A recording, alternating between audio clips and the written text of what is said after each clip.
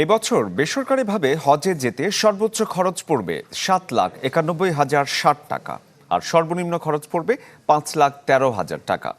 3টি হজ প্যাকেজ ঘোষণায় এই তথ্য দিয়েছে Hajj agencies association of Bangladesh HAAB. সংবাদ সম্মেলনে সংস্থাটি জানায়, এবার বিমান ভাড়া কমেছে 24,000 টাকা করে।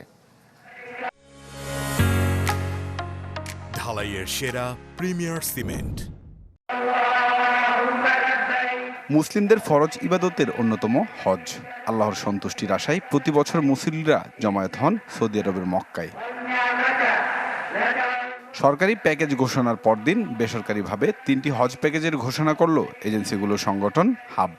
এই যে সাংবাদিক সম্মেলনের রাজধানীর নয়াপল্টনে সংবাদ সম্মেলনে জানানো হয়, এবার হজের সর্বোচ্চ খরচ পড়বে 7,91,060 টাকা আর সর্বনিম্ন 5,13,000 টাকা।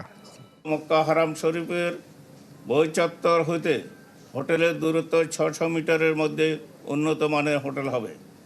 মদিনার মারকাজি এলাকায় 300 মিটারের মধ্যে উন্নত মানের হোটেল। খাবার ও কোরবানি প্যাকেজের অন্তর্ভুক্ত। মিনা জোন 5